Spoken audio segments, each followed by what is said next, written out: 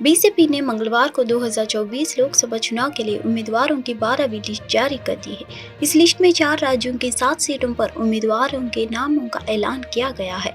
महाराष्ट्र, पंजाब, उत्तर प्रदेश और पश्चिम बंगाल वो राज्य है जहां के लिए बीजेपी ने अपने प्रत्याशियों के नामों का सार्वजनिक किया है। सबसे ज्यादा पंजाब के लिए 3 उम्मीदवारों के नामों का ऐलान किया गया है।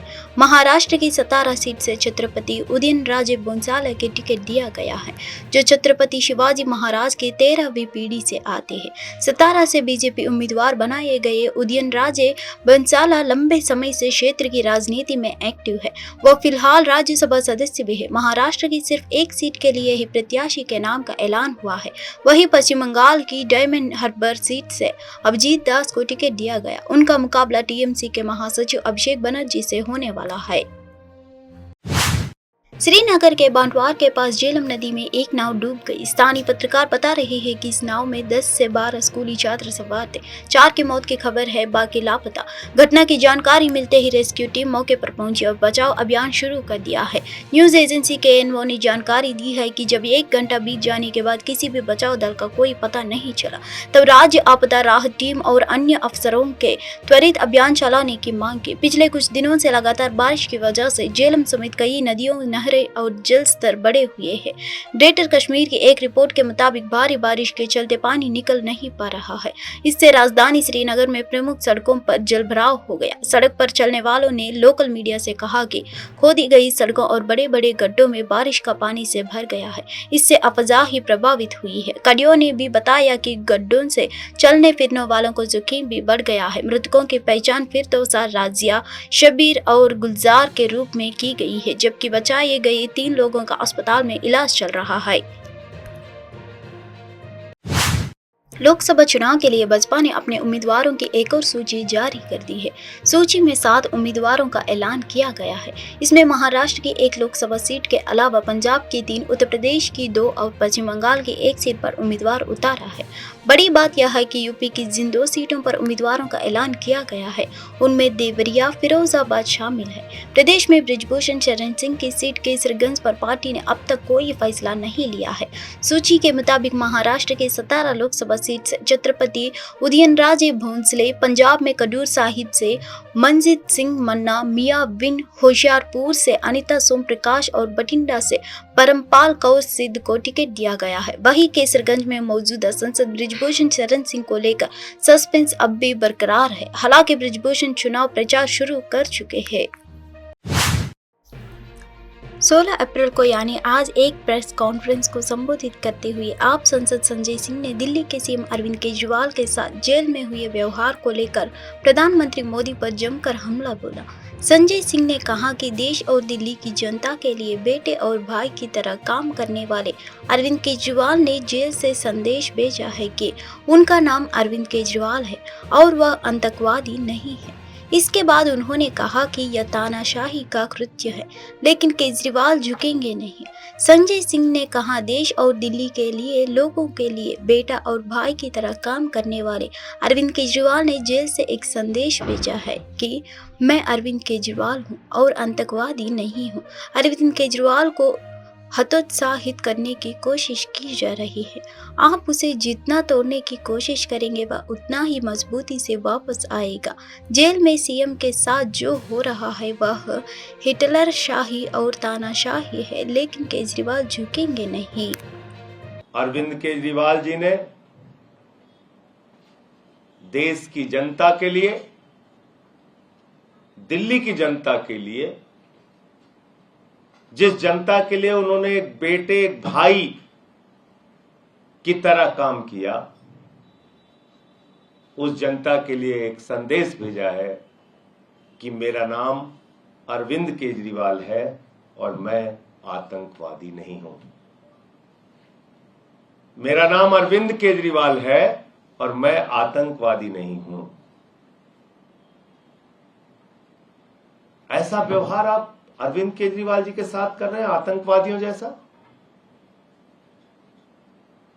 आपको शर्म नहीं आती? प्रधानमंत्री जी अपनी दुर्भावना में एक प्रेस वार्ता को संबोधित करते हुए अमेरिकी विदेश विभाग के प्रवक्ता मैथ्यू मिलर ने हाल ही में विदेश मीडिया प्रकाशनों पर भारत में लोकतांत्रिक गिरावट का आरोप लगाया।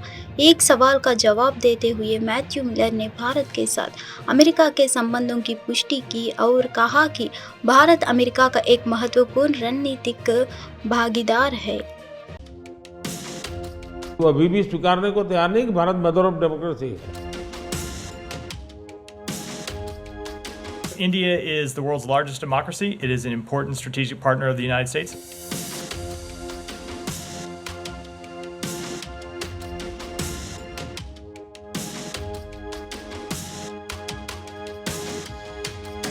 मैं मदर ऑफ डेमोक्रेसी इसकी दुनिया में गुंज कर रहा हूं, तो उनको क्वेश्चन हो रहा है क्योंकि वो अभी भी स्वीकारने को तैयार नहीं कि भारत मदर ऑफ डेमोक्रेसी है।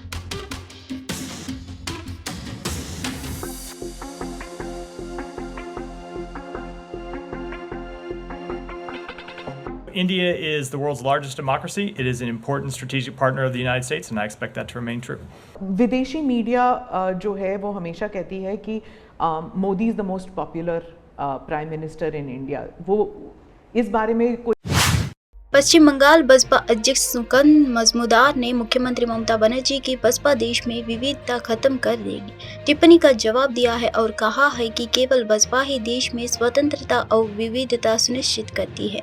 सुकांत ने यह भी कहा कि आगामी लोकसभा चुनाव में टीएमसी चुनाव हार रही है और इसीलिए ममता बनर्जी ऐसे बयान दे रही है। सुकांत मजूमदार ने कहा, भारत की बहुलता इसकी पहचान है और इसे कोई नहीं बदल सकता। केवल बसपा ही स्वतंत्रता सुनिश्चित करती है, अन्यथा देश गांधी परिवार और पश्चिम बंगाल में बनर्जी परिवार जैसे कुछ परिवारों का गुलाम बन जाएगा। भाजपा को सत्ता से हटा दे तभी देश स्वतंत्र रहेगा। अगर ये पार्टी आगामी चुनाव जीतती है तो भविष्य में देश में कोई चुनाव नहीं होगा।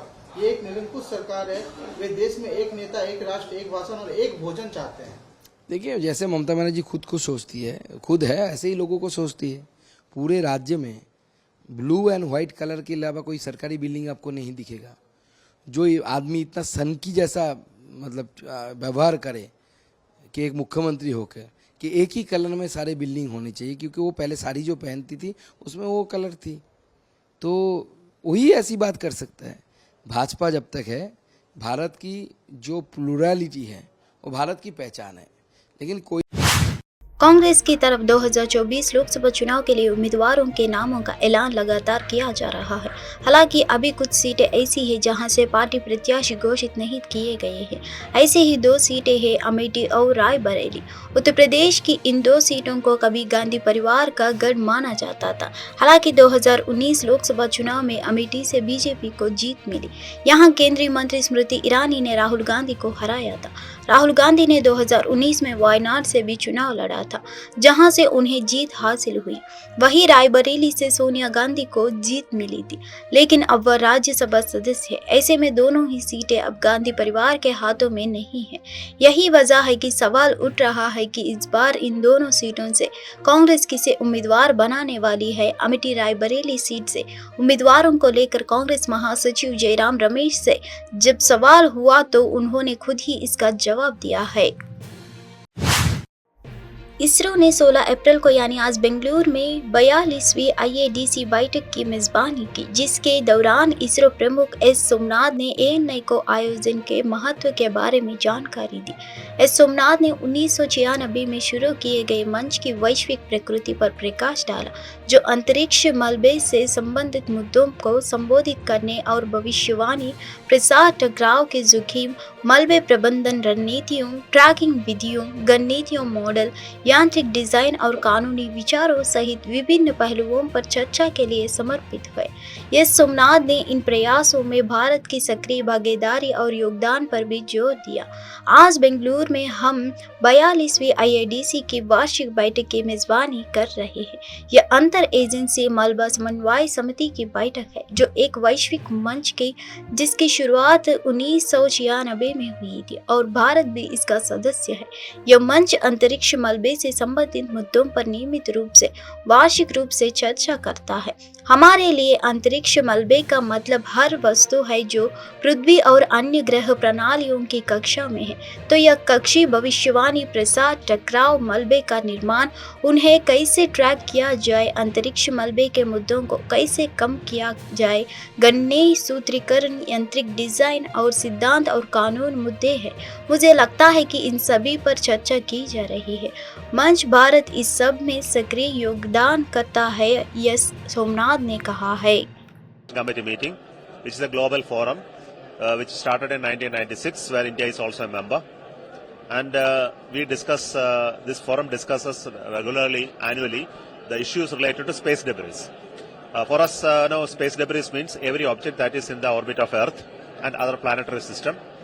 So its orbital prediction, its propagation, its collision, its debris creation, and how to track them, how to mitigate the issues of space debris, or the mathematical formulations, the mechanical designs, the principles and legal issues. I think all of these are being discussed in such fora. India is an active contributor of this, all of this, and a lot of experts from the global player has come here. From 10 nations, we have representatives right now at Bangalore. And this is the third time India has organized this IADC forum. And we started in I think in 2010, we organized in Trivandrum. That was the last meeting. So this in 2024, we are organizing at Bangalore. So we are very happy that Lok Sabha election 2024 के बीच Bahujan Samaj party को बड़ा झटका लगा है। उत्तर प्रदेश की मैनपुरी लोकसभा निर्वाचन क्षेत्र से बसपा ने मंगलवार को शिव प्रताप यादव को मौका दिया है।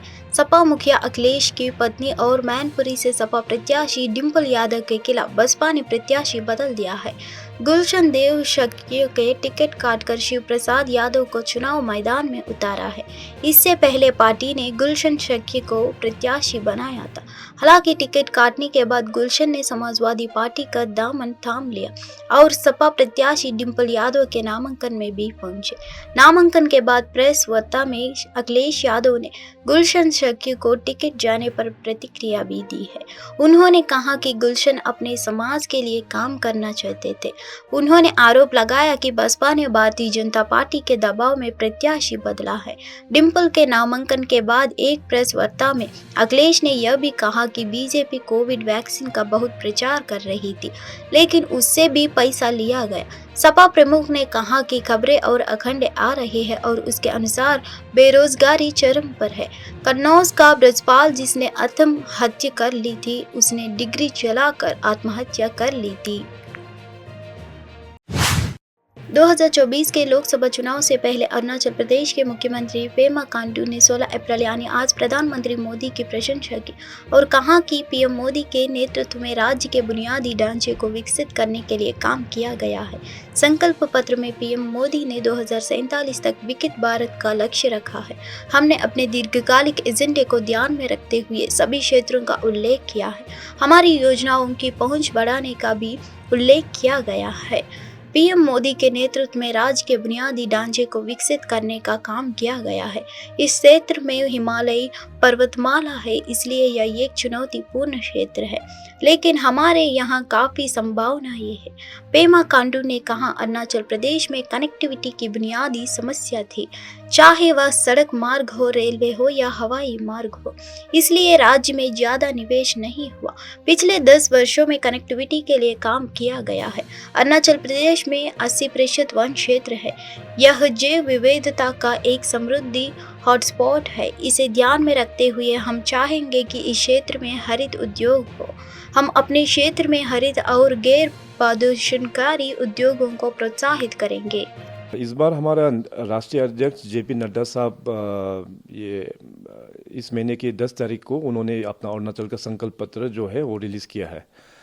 तो इसमें ब्रॉडली हम लोग जो honourable prime minister Narendra Modi साहब ने जो एक लक्ष्य तैयार किया है, एक विकसित भारत के तौर पे 2047 में अपने देश को एक विकसित भारत बनाना है। उसी प्रकार से उस विकसित भारत को देखते हुए अपना अरुणाचल में भी एक विकसित अरुणाचल 2047 का एक लॉन्ग टर्म एजेंडा को देखते हुए हम लोग ने हर एक सेक्टर में उसमें मेंशन किया हुआ है, चाहे आप एग्रीकल्चर एंड एलाइड हो, उसके बाद अपना युवाओं का वेलफेयर के लिए हो, महिलाओं का सशक्तिकरण के लिए हो, एम्प्लॉयमेंट जनरेशन के लिए हो, इन्वेस्टमेंट के लिए हो, एजुकेशन, हेल्थ, हर एक सेक्टर में इसमें रिफ्लेक्शन दिया हुआ है। और पिछले वाला जो टर्म में भी इन सारा सेक्टर्स में बहुत सारा स्कीम्स के ज़रिए से हम लोगों ने लोगों तक पहुंचा पाया है, जिससे काफ़ी लोगों को बेनिफिट हुआ है।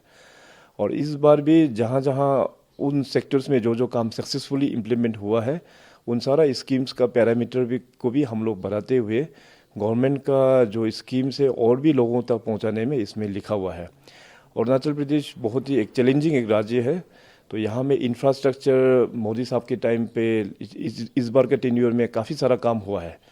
अभी आने वाला जो टेन्योर है मोदी साहब का लीडरशिप में और बीजेपी पार्टी का सरकार द्वारा यहाँ पे जहाँ जहाँ गाँव में और भी जहाँ रास्ता अभी तक बन नहीं पाया है, उन सारा गाँवों को भी रोड से कनेक्ट करने का ये हमारा भारतीय जनता पार्टी का इस संकल्प पत्र में लिखा हुआ है।